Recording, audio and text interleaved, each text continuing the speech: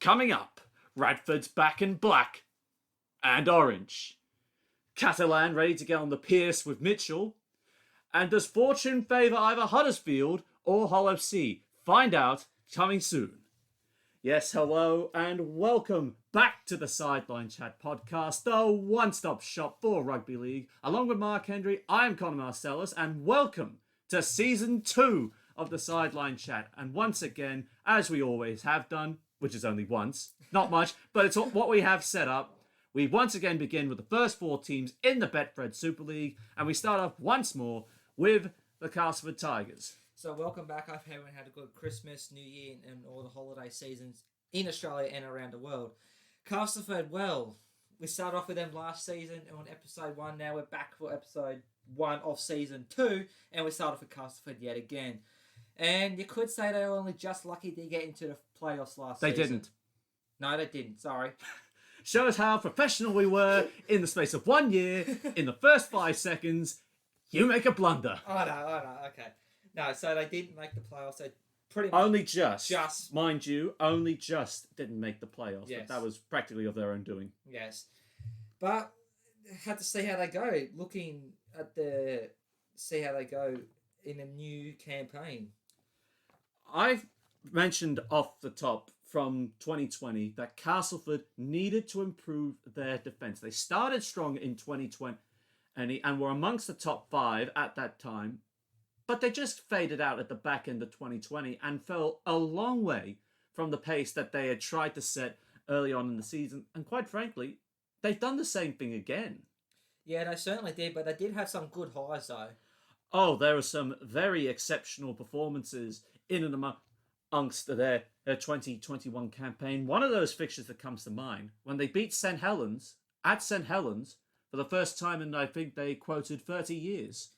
Yes, that one. Garden of Eden, I said, the following week. It was Greg Eden's double, especially that long-range intercept try that sealed Castleford the win. Yes, but not only that, the one that comes to mind was in the Challenge Cup. They made the Challenge Cup final against St. Helens, and they put in a mighty performance. First half performance, mind you.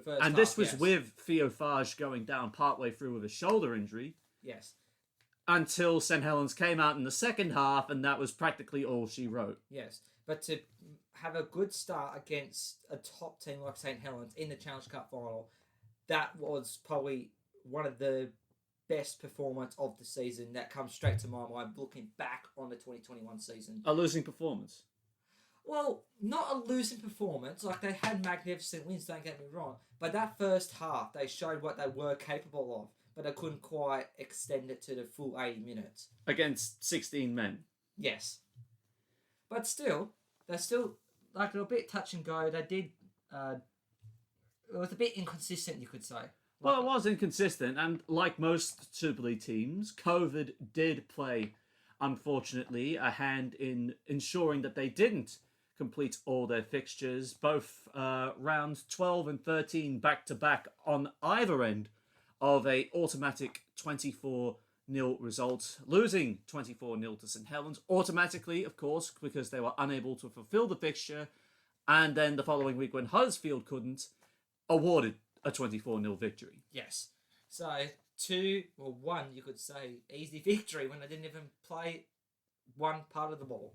Their worst highlight for me, the Leeds Rhinos. Early on in the season, and losing 60 points to 6. Yeah, that was... Oh, I had to agree with that. And this was even before the cup ties. So, or the cup final match again... Or not... Sorry. We got a little bit mixed up. It's not like the week before the cup final where they rested virtually everyone and Salford smashed them 70 points to 18.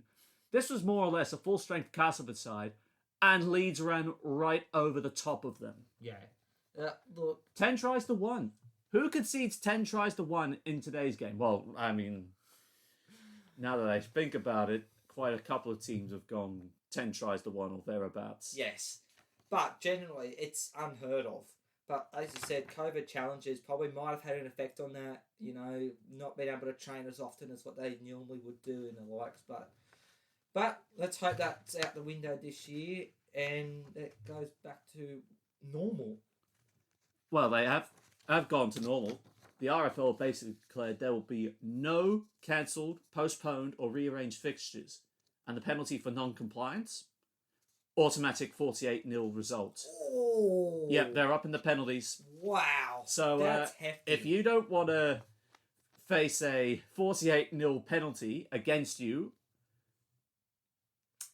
yeah, well, that's practically a pretty strong incentive. Well, too bad you haven't got a 17-man squad to play a game, but if you've got no 17 players, well, to fulfill the starting... Well, we'll talk more about that with the NRL in a couple of weeks once we get through all Super League. But look, Castleford rallied after their cup loss and looked like they would finish inside the top 6, but three bad performances out of their last 4 games, starting with the Wigan Warriors when they were nilled at Castleford, then losing both to Hull KR and the Warrington Wolves. That practically killed off any hopes of sending Darryl Powell out in a playoffs position. Yeah, they definitely had to at least win 3 out of 4, or if not 4 out of 4 to make the playoffs, but they fell short. But it's unfortunate, but they did try the hardest in, like I said, it was an inconsistent season though. Just the middle of the year killed them with their inconsistency and that 3-game losing run that they did have. Well, that and before and after the cup final. Yes, that is very true. It was we could say the hangover from the Challenge Cup final. The Wembley hangover. That usually affects the winners, but because their names are St Helens, that doesn't affect them. There is no Wembley hangover in St Helens. Exactly. Now, best player. I can't go past Jordan Turner for the best player for the Tigers. No, I have to agree with you there. He had a magnificent season. He showed time and time again when the team was down, he was the one that stepped up and tried his absolute hardest to bring them forward and bring all the other players up to be the same level. He's a handful. Point blank, he is a handful, and this is what I would define as a handful. 17 tries to his name, which made him Castleford's top try scorer, switching between wing, centre, and maybe even a little bit of standoff. 5 try assists, 43 tackle breaks, 33 offloads, and he even kicked a 40-20. Yes, that is a handful, like you mentioned. It was just all over the place, and like I said, stepped up when he had to. I had to say, he probably was one of Castleford's strongest ball runners that they had going in the 3-quarter line. Well, that is very true. The amount of tries that he set up / scored himself close to the line, or even 30 metres out, it was just unbelievable. He was hard to catch. Well, hard to stop, given his frame. And the interesting thing is, he could either be on the outside or the inside of Mahe Fanua or Beretta Faraimo because of Michael Shenton's retirement opening up a place in the centres. And speaking of Shenton, he is counted amongst the losses for Castleford's 2022 side, alongside Grant Millington. Both have entered retirement. Alex Foster joining the Newcastle under. Jesse Seni Lafeo linking up with arch rivals the Featherstone Rovers. Lewis Bienick being approached to join the London Broncos, as well as Oliver Holmes and Peter Matautier, both joining the Warrington Wolves. Certainly, there is some definitely good losses there, like Michael Shenton is the one that stands out the most, and also Pete Matautier and Oliver Holmes too, the top players. But on the positive side, we've got games of George Lawler from Hull KR, Marmo from Warrington Wolves, which is a bit of a surprise. Especially with Jake Marmo, because that was just insane, the amount of hat-tricks he bagged from long-range efforts. Yeah, so he's a very good signing there from Castleford. Warrington. He's joining Castleford. Sorry, from Warrington. See, this is why we keep you in the concrete boots until it comes about to this time. Yes. As you've heard, Faraimo from Hull FC. You still can't pronounce it, but whatever. No. Okay, moving on. Mahe Fanua from Hull FC. That's another brilliant signing there. Well, he flourished under Lee Radford initially before he returned to the NRL, and then didn't work out the second time round. Yeah. You also got Joe Westerman coming in from Wakefield, Kenny Edwards from Huddersfield, Alex Sutcliffe from Leeds, and Callum McLennan from Leeds also. Well, it's some very interesting recruitments for Lee Radford's first season. Of course, he's decided, I'm going to go back to my favourite black and whites and I'm going to see what they don't want and I'll just take it from there. So I think Mahe Fanua and Beretta Faraimo, either one of them on their own would have been fine, but I don't know with both, considering you're looking at the three-quarter line for Castleford next year. Niall Evalds is a lock in at fullback. Yep. Daryl Alford's on the right wing. Jake Marmo is almost certain to pick up right centre. Yeah. And then you've got to look at the left edge, where your contenders from that point, Fanua, Faraimo, Greg Eden, and Jordan Turner. One of them is going to go into the centre position. The other's going to have to go out to the left wing. And I've got to say, I'm more in favour of Jordan Turner being handed the number 4 squad number, and then either Eden, Faraimo, or Fanua on the other side. Well, it's hard. It's really a bit of a headache for because we all know Sasai Fecky's not going to get any runtime at Castleford. No. I mean, it's not possible for him, but at this rate, he's just not. But they have got the depth there, though, just in case COVID does affect their squad. Yeah, but some very versatile forwards and George Lawler and Joe Westerman joining the club, and of course everyone knows how good Kenny Edwards can be when you get him playing right and not trying to dine out with the match review committee. Yeah. So, well, that's true, but Radford, he's made like a big name, so I reckon he has recruited. He's Marmo, Fanua, and Edwards, and Faramo. You said Faraimo twice, I think. Damn it. Marmo, Faramo, Fanua, and Edwards. There you go. Biggest ones. There we go. There you go. I'll spit it out right. Bit rusty. So I think most of these guys are going to find a place in the starting side. Callum McClelland might find it hard, considering that there is a logjam in the Castleford halves, with, of course, Truman, O'Brien, and Richardson all fighting for a place in the side, and there'd be more of an essence, or emphasis, I should say, on trying to prop up the dummy half position, given that Paul McShane is not exactly a spring chicken. No, but he can still perform. And he will, and I think it would be very reasonable expectation to believe that he will take the Castleford captaincy for his own. If he doesn't, it will be a bit of a surprise, but I'm sure he will be. It will be. So, now, looking at the first 5 rounds, it's not reflective on the team itself. We don't know how it will go out, although it will be 1 month away, so we will know pretty fast.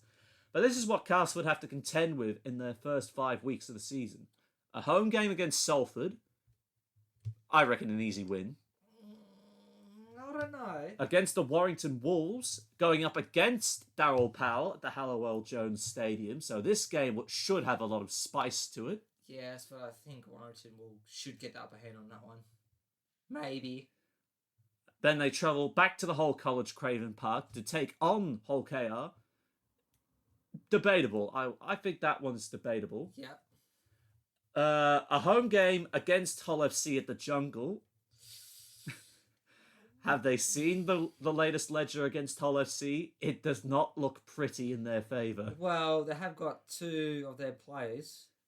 That's fine. Farama and Fanua, especially Fanua, so it'll be a bit of, push and shove there, I reckon. And a travel up to the John Smith Stadium to take on the Huddersfield Giants. I don't know. I'd say that a Salford game is going to be 50-50. The Warrington game, I think Warrington going to win for that one. So I reckon I might get... Gareth Woodruff and George Williams? No, yeah. I'm going to say maybe Castleford might get probably 1 loss in the opening 5, maybe 2 losses. So you reckon the Tigers are going to go good defensively for the majority of these first 5 rounds? Oh, not defensively, but I don't know. Maybe 1 or 2 losses. I know there's definitely 1 loss locked in, which is the Warrington Wolves. But the second one would be Hull FC, because if you look at the ledger over the last 5 years, Castleford do not like playing the men from East Yorkshire. Yeah, but we never know. Like, Fanua and Faramo know what what the old club was like. So they could bring some inside information through. Just have to wait and see until a form starts running in. If Castleford are to succeed, because we've got to remember, Lee Radford was sacked live on air in round 7 of last year after losing to the Warrington Wolves. True. It was unbelievable. Just like, how many times have you heard a coach got sacked on live air? Next to none. Like, nothing. I've never heard of it in my time watching any sort of rugby league. I've heard it like a day after or a couple hours after, but not live on air. That's a bit extraordinary. The question is, what has Lee Radford learnt after a year and a half in exile, in the Rugby League wilderness, so to speak? Well, he's probably gone and personally stayed away from the game a bit. Spent some time with his family and like regather his thoughts and try and get back in. And he certainly has gotten back into the head coaching gig at the Tigers. So I reckon a time away might have done him a bit of good. I think he needs to make a call whether he backs Danny Richardson or he looks to replace him, considering I believe this is the final year of his contract from the 3-year deal he signed at the back end of 2019. Yeah. He has to make the call if he's going to back him or move him on, because he's got O'Brien there. Cal McClellan's come from Leeds. So there's really no shortage of scrum halves available to partner Jake Truman in the halves. That's true. But like I said earlier on, they've got the cover there just in case something does happen. So, yeah, it really comes down to... We'll have to see after the first two team lists when they drop in closer at the season beginning. Yeah, that will exactly be the case that we have to look at on that front. But they've definitely got the outside backs to do it. Oh, most definitely. I mean, we look at the best back lines in Super League. St. Helens, obviously. Yeah. The Catalan Dragons. Yeah. Regardless of whether you swap in Sam Tompkins or Artio Morg. Yeah. Warrington, I would say, pretty decent back line as well that they've got assembled. Yep. And I think that's about it at the moment. At the moment, but... The best I can think off the top of my head. Yeah, exactly. Look, if the backline that Castleford have, they just need to keep it consistent for the whole year. Not just the backline, but the whole squad. And the results need to be consistent. That's the key area they'll be focusing on the most. We have seen this team perform, and they can perform, believe us. But it's a matter of performing at just the right time. Because they don't want to be in a situation where there are 3 teams fighting for 6th place, and they happen to be in that game where they lose out again. They don't want to do that. No, they certainly don't. They want to be working on that as well throughout the season, if not before the season begins. So, overall, they have, like I said, made good signings. They need to start off strong against the first 5. But I still don't think it'll be enough. All right. To make the playoffs. Last year, Castleford finished 7th on the table and finished just short of a playoffs position, despite having more wins. But of course, more wins means lower win percentage, and that's how Hull KR got into the top 6. Yes. All right, you go first. Where do you think Castleford will end up? They're going to miss out again in 7th. So you think they'll finish 7th again? Yes, even though they've got the likes of, like I said, Marmo, Ferrimo, and Fanua and Edwards, I don't think it's going to be enough. They're going to be more consistent in 2022, but not as... Like, they're going to improve on their consistency, but it's still not going to be enough to make the playoffs. So I reckon they're going to finish 7th again.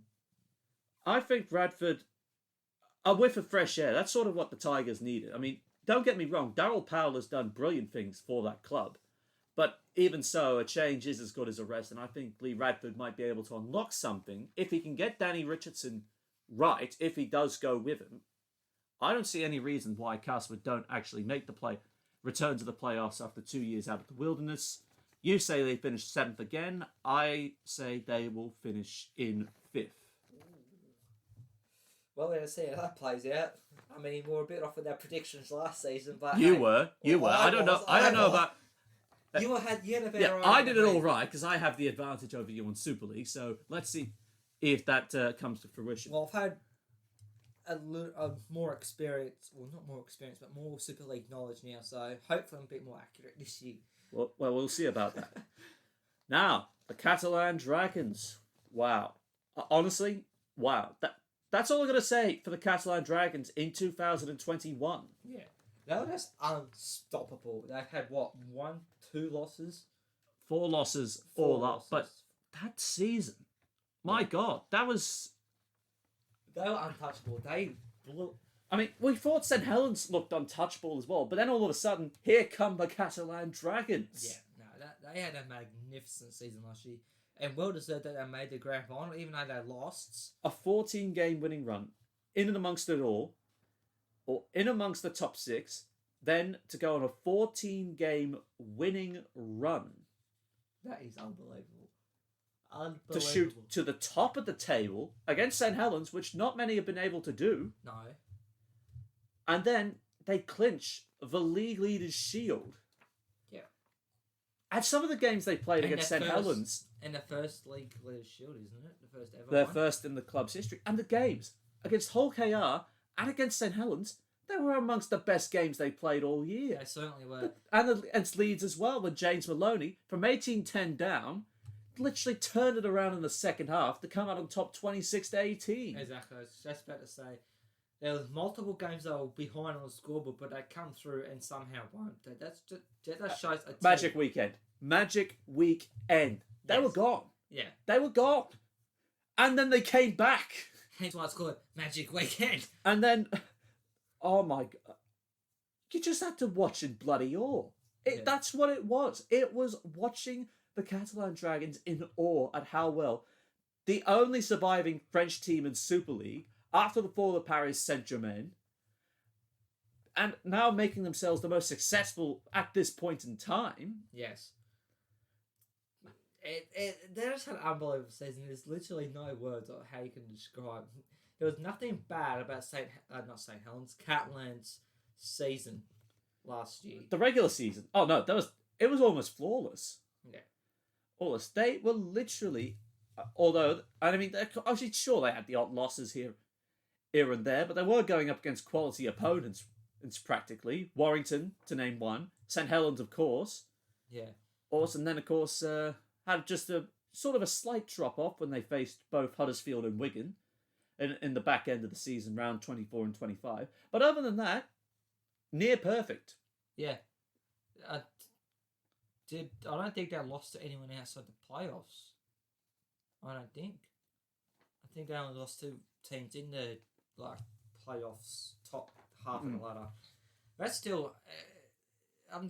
It still can't believe what season I had. Look, I'm kind of lost the word still. Not to mention just that, the showcasing of this young French talent that's coming through. Arthur Morgue, a breakout year for him. Mathieu Laguerre, opportunity, and he took it with both hands. Yeah.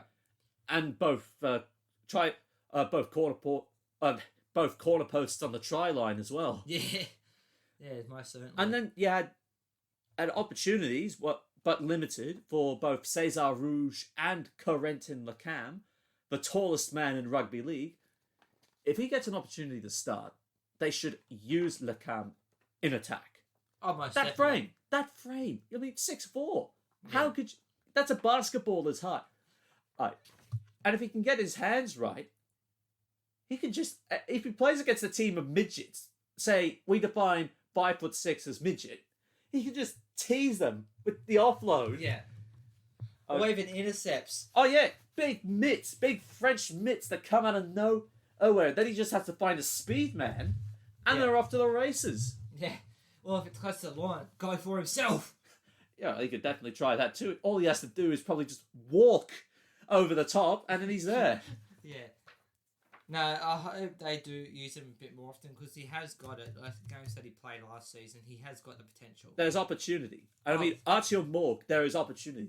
You're not going to leave him out of the side this year. But is Arthur Morgue going to suffer the second year syndrome? Well, that's the question. Is he, or will he go on? Oh, I personally think he'll go on. Yeah, I'd like to think so too. But eventually it didn't go the way they hoped for. The grand final, they did make it, but error-ridden from them, to say the least. I'd say it was the pressure of the situation. The league leaders choke. Yeah. Like, they were very consistent throughout the regular season, and then even in the semi-final when they destroyed Hull KR 28. In the back end. In the back end, yes. 28-10. But St. Helens had done it before, and this was Catalans' first grand final in their club's history. So I'd say it might have been the occasion and the pressure and the trying to... And the expectations of a whole nation on their shoulders. Exactly. So I'd say that's might have got to them, but they've got the experience now. So if they make it again in 22, they know... Oh, I think they'll be better for the long run, I think. Oh, yes. But in saying that, they have lost one experienced player. Well, they've lost Well, Catalan, they have... Well, before we get on to that, let's look at the best player first up. Yes. Sam Tompkins. Yeah. I mean, he is the Steve Prescott NBE Man of Steel. And I can't go past this before...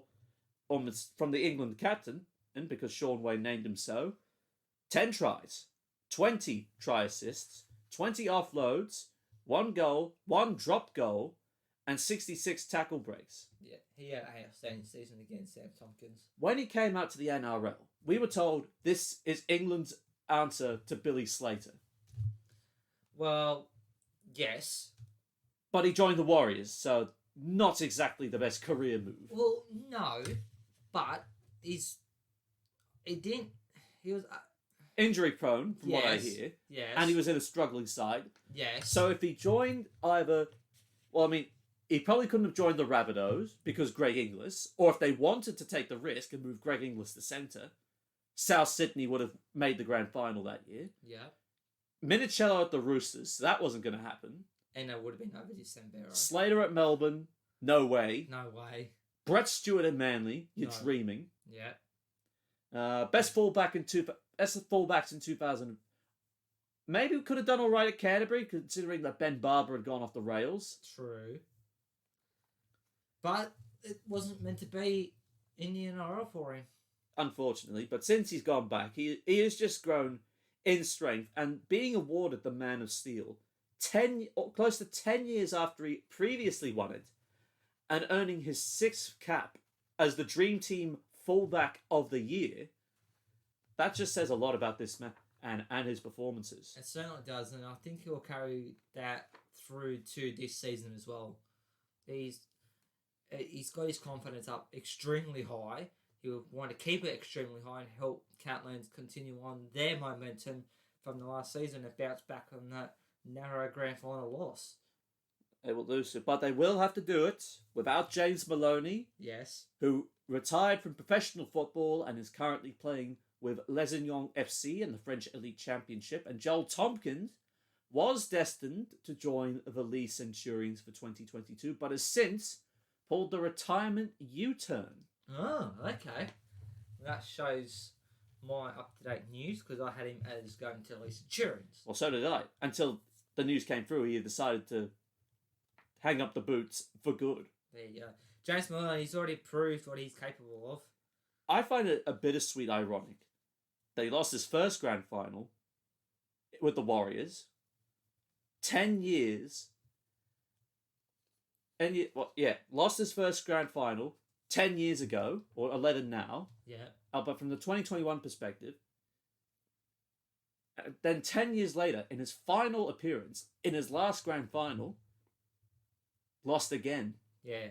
Bittersweet to lose both your first and your last grand final Yeah. and win the two in between. Yeah.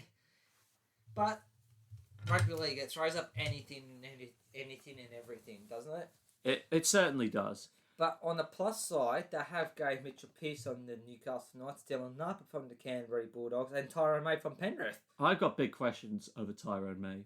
So do I. I mean, we got to remember, he was sacked from Penrith Yeah.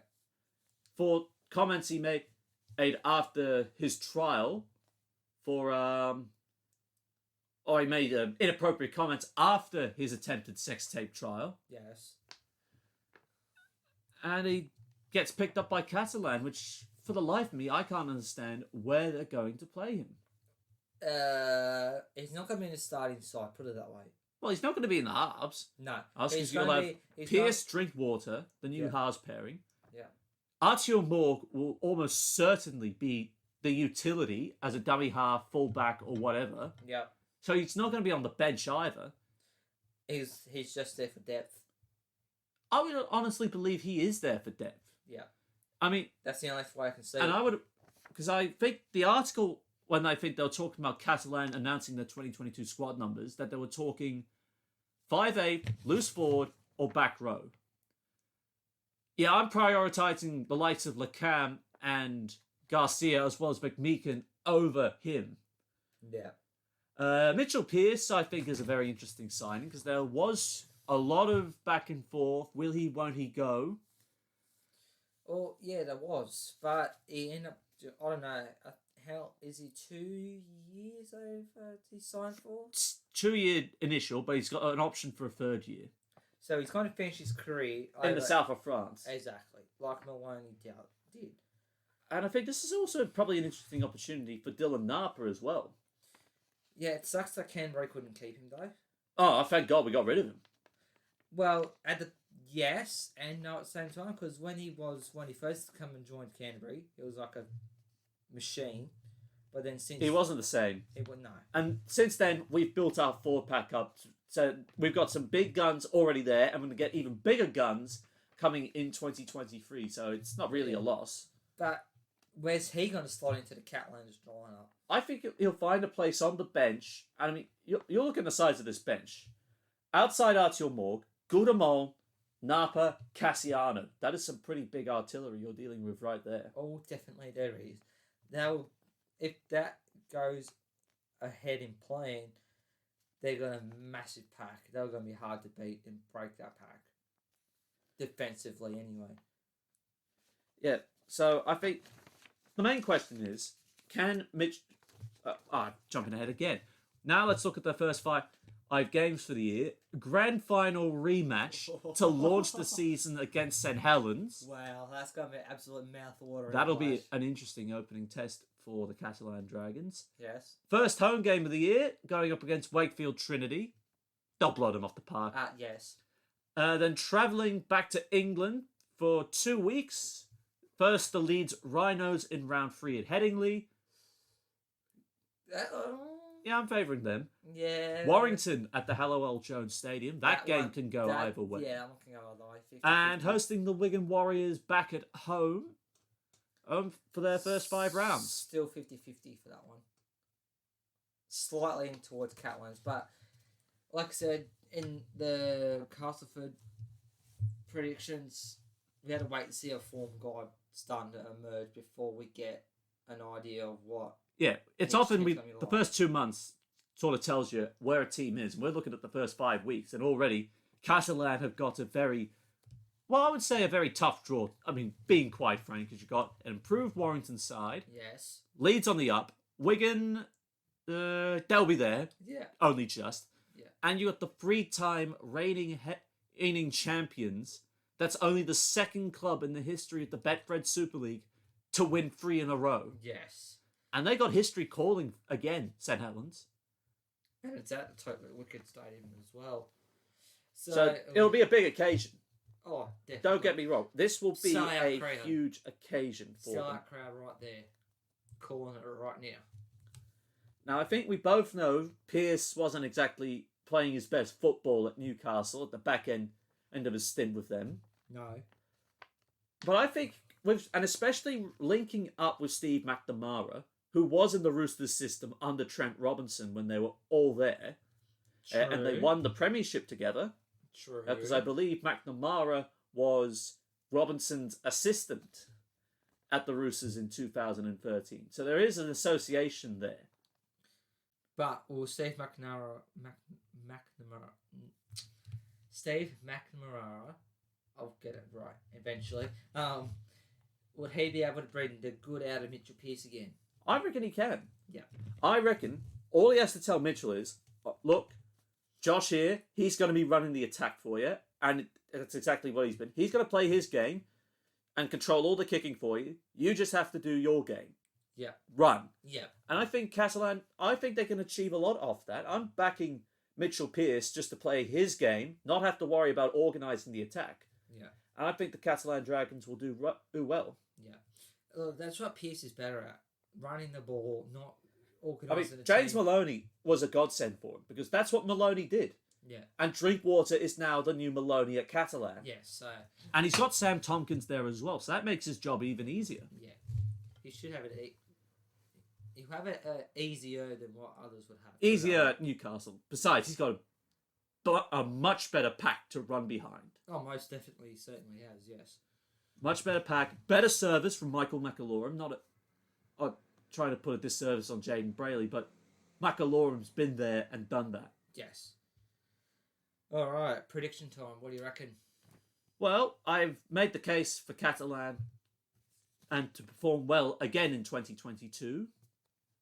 And at this point, I am struggling because there are 3 teams that I think will be there at the grand final this year, but I can only pick 2.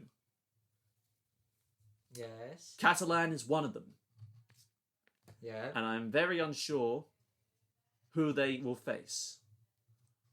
Right. So, you got them finishing. Well, last year, the Catalan Dragons claimed league leadership, finishing first and making it to the grand final, but ultimately losing to St. Helens. I've got them finishing second.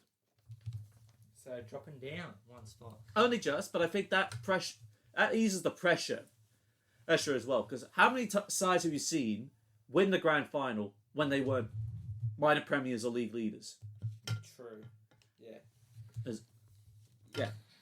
I reckon I'd see it as the Dragons have mostly got the same squad as last season, which is excellent news. Like, you got the Tompkins and Wiley out. They've got Joel Tompkins. Joel Just Tompkins, make yes. it clear, because there Yes. are 2 Tompkins brothers. Yes. Joel Tompkins and Melania both out, as we mentioned. So they're only 2 losses. And Piercy and Napa will definitely help. Well, Piercy will help in the halves easily. And Napa will help bolster the forward pack. And May, well, he'll just be there for depth. I reckon they're going to be the favourites again to be at one of the top sides. I reckon they're going to go back-to-back league leaders. So you reckon they're going to finish first again? Yep, back-to-back league leaders. The momentum that I have will carry on. All right. So I'm still undecided about who I will see in the grand final this year. Is your picture a bit clearer about this with the Catalan Dragons? I reckon they could be there. But there's still maybe another 2 or 3 clubs, like another couple clubs that could be there as well as them. So, yeah, it's a bit hard to tell. There is At this stage. Yeah, Well, at this stage. our yes. opinion might change in 2 weeks. Well, When we get round to it. But yes. But at the moment, they'll be there. yeah. I think they will be there. I've got them as league leaders. League leader shield I winners got them again, top so, 2 again. So that means they get another home semi-final. So Yeah. massive atmosphere. And especially off the back of the French Prime Minister announcing that, of course, officially, we've speculated and might have known about this for several months, Yes. that France is now the new host of the 2025 Rugby League World Cup. It's beneficial, and like Colin just said, we might have known this for a few months.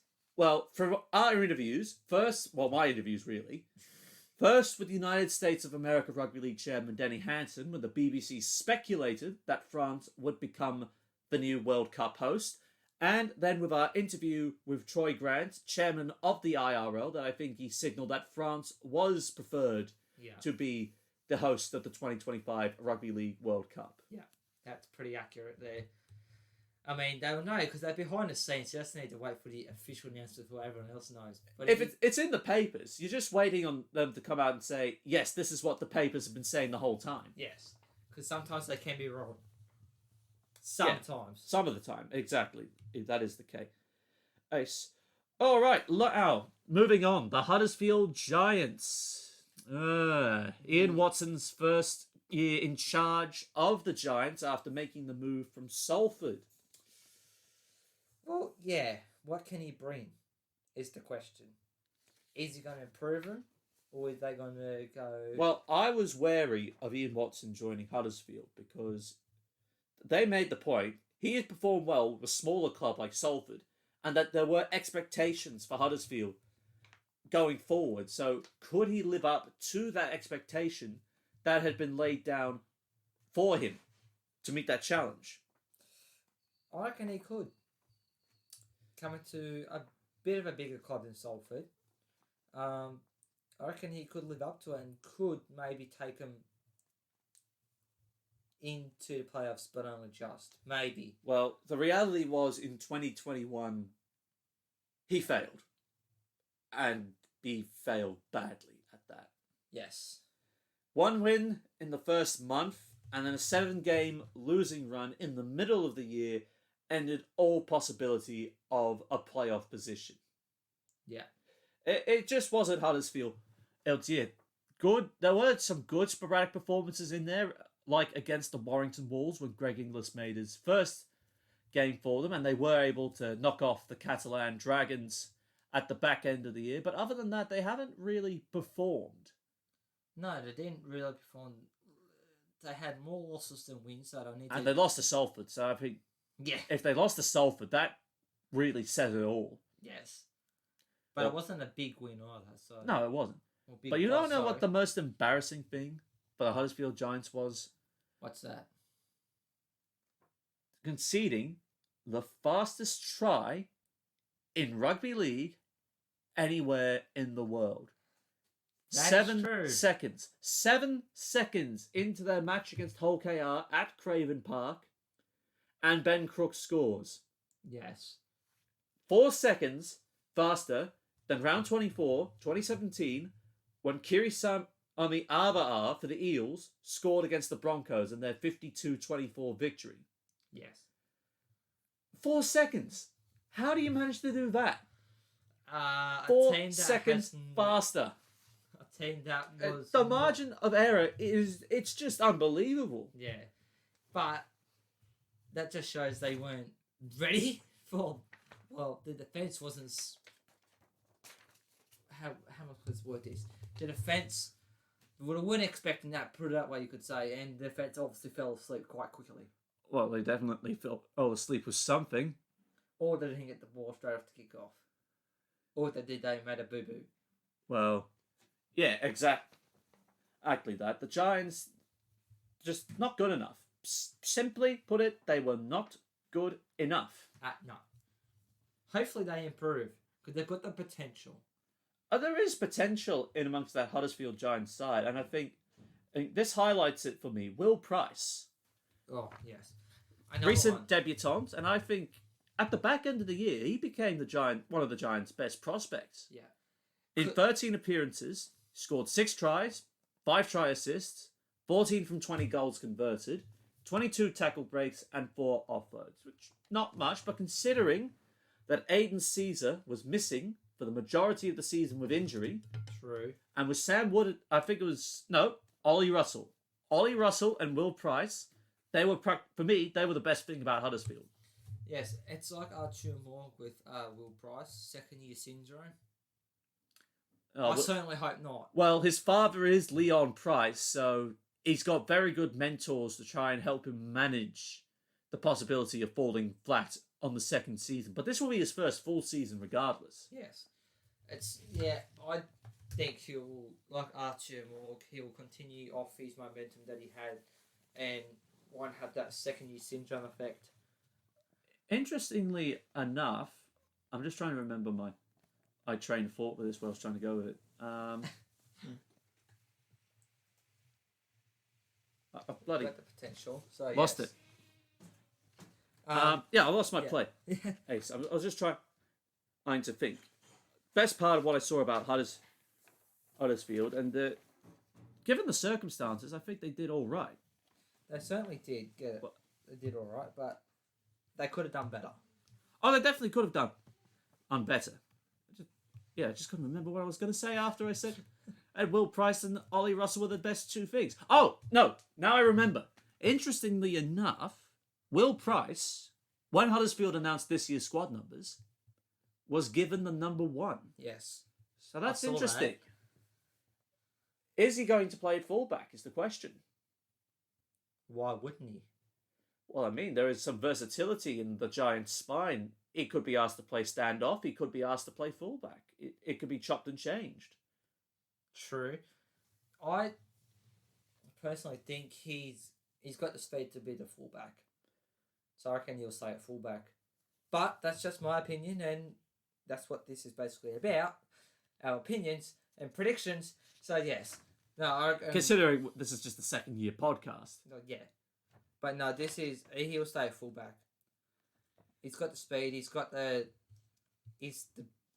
He's built like a fullback. Like, he's not small, but he's not big. He's that right frame.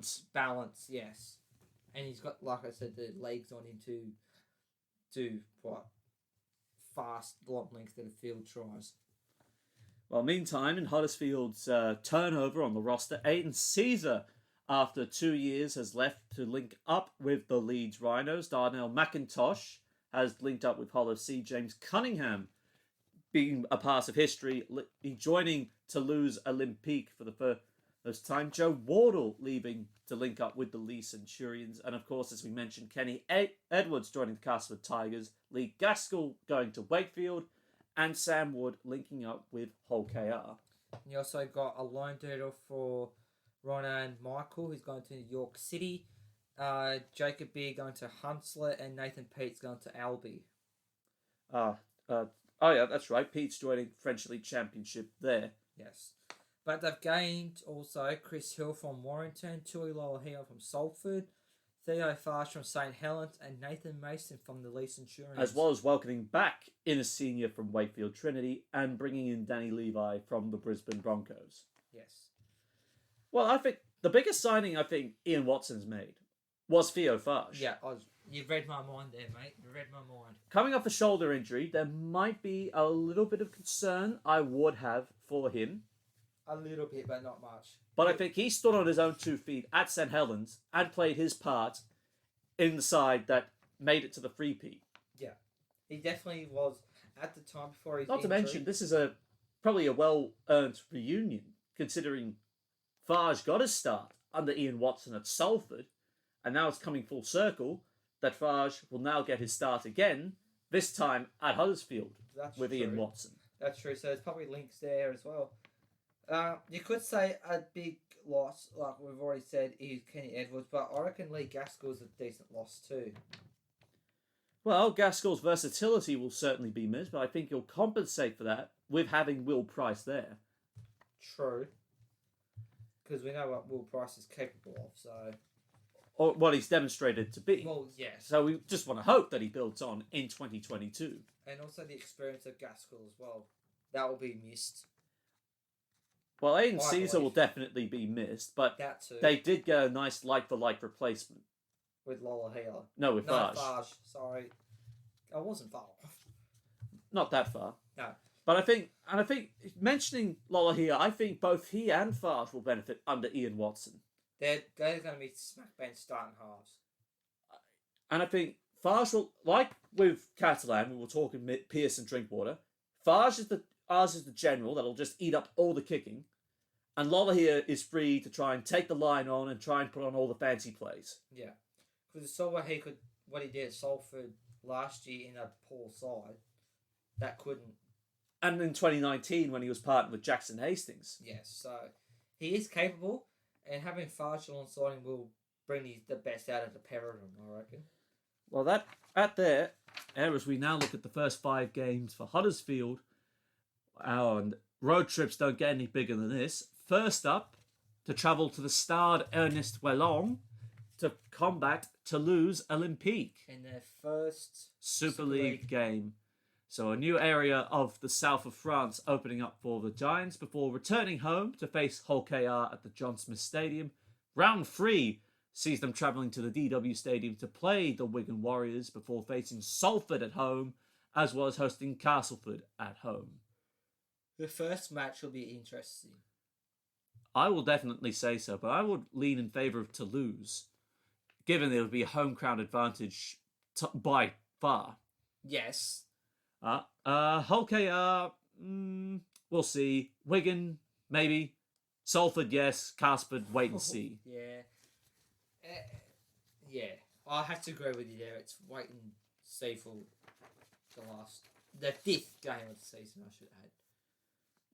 Well, like the first time, Ian Watson has not messed around with trying to bring experience and skill to the John Smith Stadium. And ultimately, a new front row pairing with Chris Hill and Michael Lawrence being partnered up with Danny Levi in the front row. A new halves pairing with Theo Farge and Tui Lolohea and Will Price, most likely to start at fullback this year. So you've got a pretty good spine right there. Price, Lolohea, Farge, and Levi starts. Exactly. Good spine. If they can click, and if Farge has got his shoulder right, if he's got his shoulder right, I don't see why Huddersfield don't make the playoffs, but I do have reservations. Yeah. I ultimately think they need to try and knock a couple of the good sides off. At this stage, the pace setters, Catalan, St Helens, the Warrington Wolves. Outside of them, the Leeds Rhinos, the Wigan Warriors, Castleford Tigers. Yeah. They need to try and knock either one of those 6 off, especially one of the top 3 I mentioned, at least once, to be a chance. Yeah. Apart from that, again, I'm going to have to say I am not convinced at all. Last year, Huddersfield ended up finishing 9th on the table. I'm going to say they finished 7th again. This is going to become a shock to not only you, Connor, but our entire audience. If they remain consistent and stay relatively injury-free, like Farge, give it a week or 2, maybe 3 to get his shoulder back into the swing of things and that, I reckon they could go a long way to the playoffs. I've got them as a dark horse. You've got Huddersfield as a dark horse. Yep. In 2022, Huddersfield Giants are my dark horse, and I reckon they could finish 4th. 4th. And go into the playoffs. Wow, okay. Okay, so you have them inside the playoffs. I have them just on the outside of the playoffs. Think of that surprise, but on paper they've got the team, and you've also have to add in the likes of Jermaine McGilvery, Ricky Latelli, Jake Wardle. Jake Wardle's a very good Matty prospect. English, Joe Greenwood. I don't think Joe Greenwood would get much game time, especially with the way the forward pack sort of built up. And also Ollie Ashell-Bolt, we know what he did. His potential. We know his potential. So they've got the squad, I reckon. They just need to try and get the right combinations right. And finally today we have got a look at Hull FC. They started off pretty well. I got to admit, 2021, it was always a question of how well they will start. And you got to say, they actually started pretty decent. They certainly did, but then it just fell off. Well, they went for the first... They didn't lose until for the first 5 games across league and cup ties. Yeah. 4 wins and a draw all up. And they look competitive as well. Oh, by late June, they were running 5th and looked like they might be able to make the playoffs. Might was the key word. Well, there. might. Considering this was Brett Hodgson's first year, and there were questions about how well would Josh Reynolds perform. Well, Josh Reynolds barely got game time. Well, it's true, he didn't. So that was a bit of a problem right there and then. But he did look good. He did. When he did play. Yes. He'll be getting more game time this year. I'd have to think so. If he manages to stay fit, because that's been Reynolds' big problem over the last 5 years, him staying fit. Yeah, totally. Whether it's been at the Tigers, the Dogs, or even with the Black and Whites. Yeah. Keep him fit and then he'll be firing and going back to how he was before with the Dogs in 2012 onwards, or when they made the grand finals, even 14 in that, so... You know, when he was at his best. Well, and that was early. We've got to remember, early on, they looked good. Yes. But the back end, from round 15 onwards, 1 win in the final 10 games. And that's what killed them to not make Exactly. That's what killed them big time. Because it was, as we know, a bit of a logjam in the fight for 6th. If one team slipped up, the others got pounced massively. And that's exactly what happened here, I reckon. Hull FC slipped and everyone just went over the top of them. Yeah, exactly. There were chances that they just did not convert and they got absolutely demolished in play. Aces. Huddersfield lost 40-26. St Helens lost 40-10. Salford, of all teams, losing 42-14. As was that heartbreak at Magic Weekend against the Leeds Rhinos, a drop goal in it, losing 25-24 before being run over the top by Wakefield 44-12. Which was a surprise. Yes, I would say surprising, but that's how Hull FC ended up finishing, despite being Challenge Cup semi-finalists, only going down to St Helens. Yes, but it was against St Helens too. And St Helens are practically a godside of rugby league. Exactly. Right, now the best player, Jake Connor. And this was surprising because, despite being one of Hull FC's best players, not picked for England at all. That's wrong.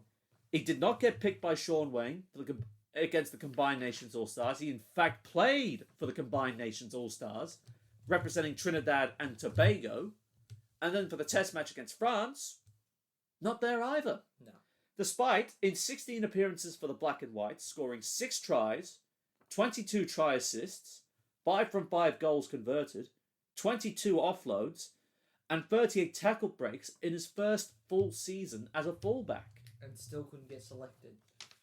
Shocking. It is. He could have been at least picked at centre or as a bench utility for England. Yeah. But somehow he wasn't. What was Sean Wayne thinking, though? Well, I mean, he does have his reasons. True. But still, at least have him in the...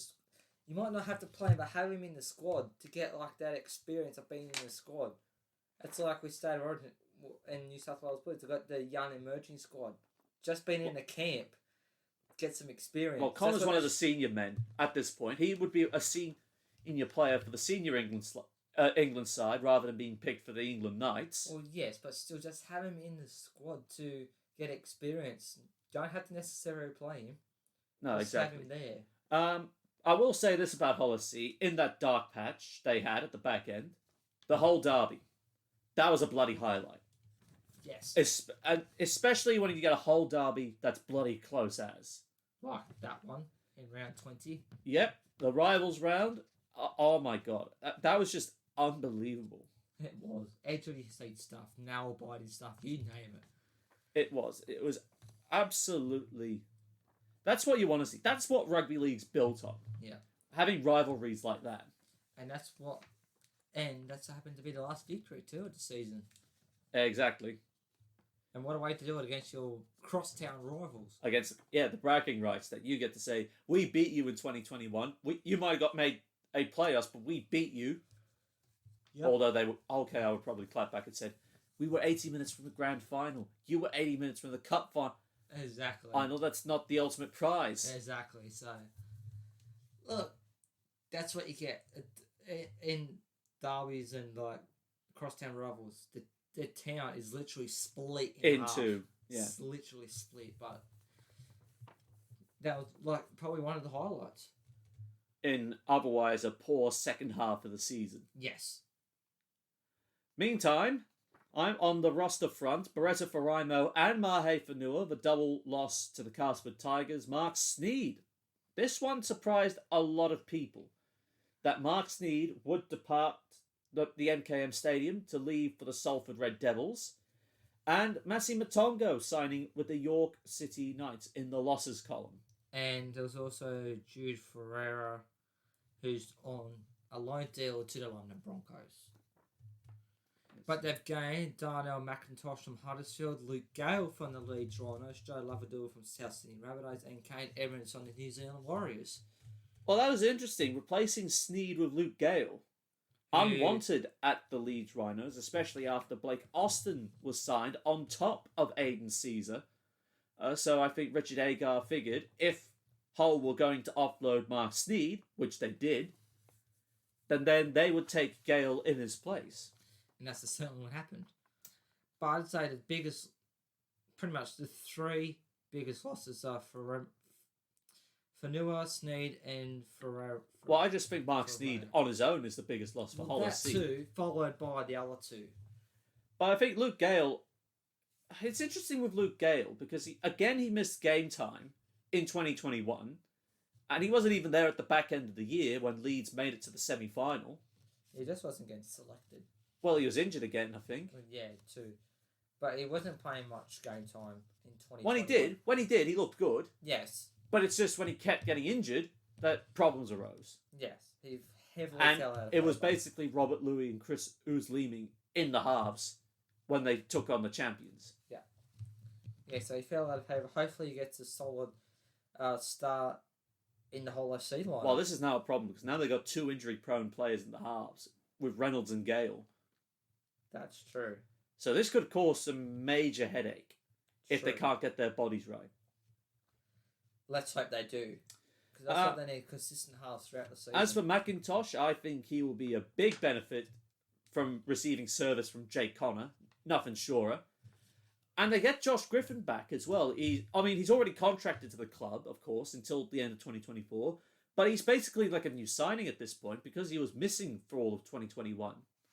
True. And so it's a new signee right there. Let me think. Adam Swift, underrated signing for the Black and Whites last year. Yes. It awarded the number 2 jumper for this year. Yes. Much deservedly. Because he was a standout performer too. Not the best, but he was up there. One of the best in the squad. I don't know where Kane Evans is going to slot in. Well, Kane Evans will be competing for a spot in the forward pack.